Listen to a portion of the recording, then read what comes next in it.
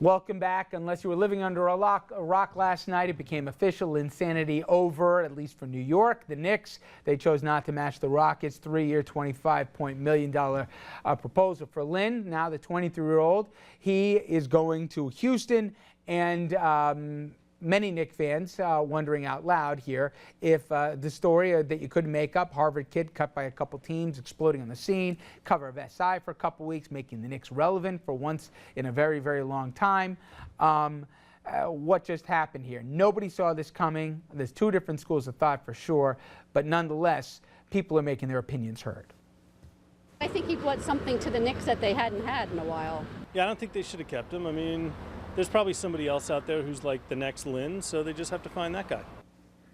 All right. Listen, I know I'm going to get too deep in the weeds on this. The only person that would have paid, when it's all said and done, would have been Dolan, would have wrote a check, and a big check for this, because it would have been implications as it relates to luxury tax. They were already over the cap. They could have even done something where they could have staggered out the payments over a while. So none of this has to do with it. For me, with such an unlikable bunch still on the team here, he made it enjoyable to watch the games. They weren't going to beat the Heat anyway. So I don't understand what the Knicks did. I think this isn't a little mistake. I think this is a huge one. And I know you two clowns disagree with me. Okay, but if Dolan wrote the check, your entire starting five would have been furious at him. They would not have given Dolan 100%. If I'm Carmelo Anthony and the rest of the Knicks, Carmelo Anthony, $20-something million a year. Anthony is the New York Knicks. So you're going to let the inmates run the asylum? Well, in the case of a basketball team, it's been that way for a very long time. And it's he been already that got way. a coach fired, even though they did better under Lin than they did under when Melo should came have been back. fired because the Knicks were not winning. What did they win since he left? Well, I mean, they went to the playoffs for the first time last year. And they won one game. Okay, but they were up against the Miami Heat. Well, how many playoff series has Carmelo Anthony won? I know he hasn't won a title. I like 1 year he got past the first round. I like Jeremy Lin.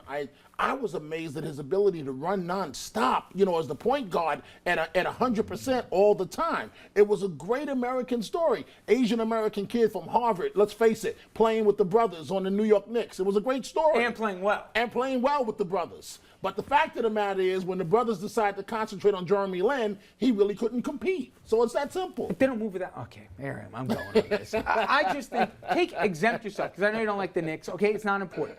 From just a curiosity standpoint, forget about the valuation that he helped the franchise with. Forget about the time that the $600 million ducks, if you look at the actual valuation of the franchise and the deal they got with Time Warner. Forget all that stuff. This makes no sense to me. Tell me why I'm wrong. Well, because it's about more than putting seats in the stands or getting people to watch the games. It's about winning, and obviously they've done the calculation. They think they're going to win more games without him than they're going to if they pay them money. You're absolutely insane. Okay, I'm going to bring you in our next one. You're Linsanity. All right, let's talk about the Penn State scandal now.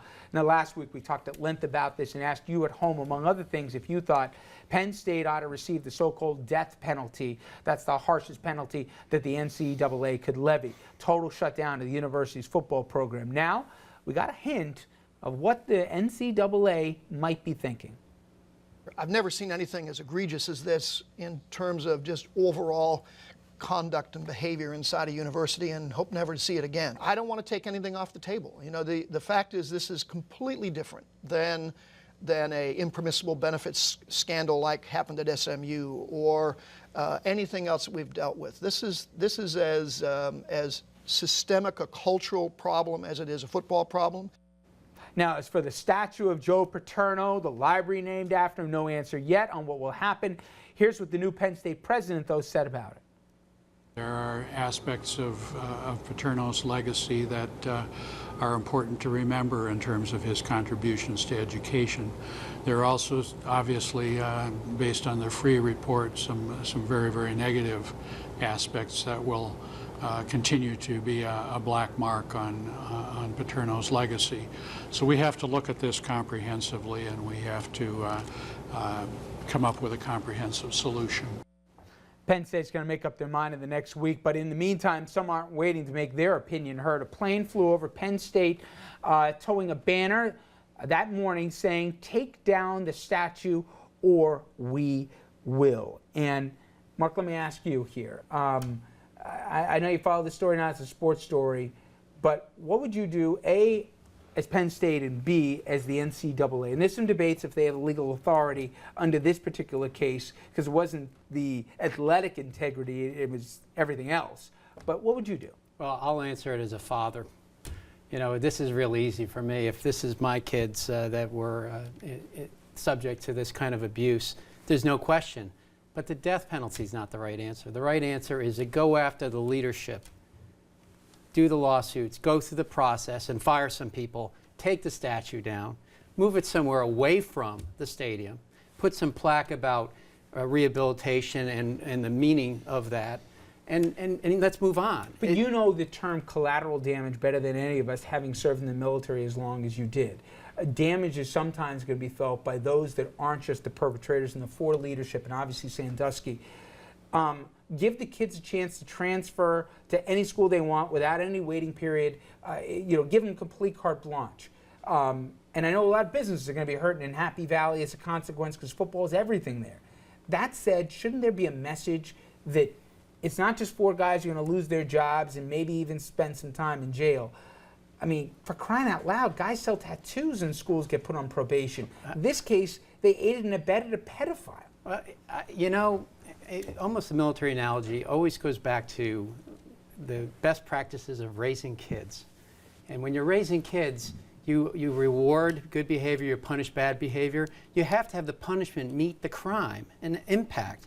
Taking the opportunity from all these kids that want to play for Penn and win and succeed, and all the fans and all that is around it has nothing to do Well, I know Dominic with the agrees with failure you. of the leadership. I know Dominic agrees Nothing with to you. do. Andrew, I've seen you on both sides of this one go back and forth I'm here. a little conflicted. If you're the Penn State president before the NCAA, and they seem pretty eager, if you listen to Mr. Emmert, you don't have to read between the lines to get involved. Would you self-impose Yes. some punishments, and what would you do? Yes, I would say, you know what, for the benefit of our student athletes who are here, we're going to continue to play our games. We'll keep our TV commitments.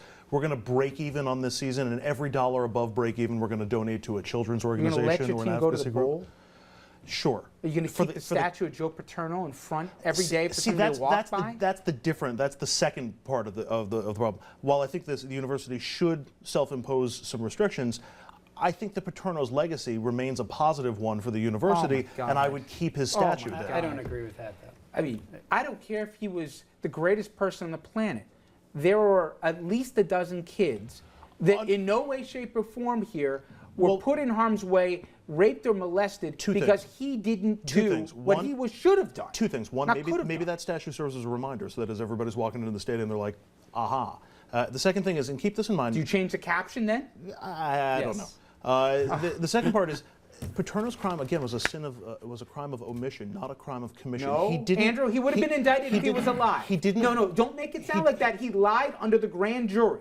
He lied to the grand jury, and if you listen to Freeh, he would have been indicted because he perjured himself, claiming he didn't know anything in '98 when the records clearly show he did. And all you have to do now is prove it. Isn't omission as bad as commission? No, isn't omission as bad as commission? We've had this debate. To me, to say that I saw something but I chose not to do something about it. It's worse. To me, it's worse. For decades. Because this man, Sandusky, he's sick.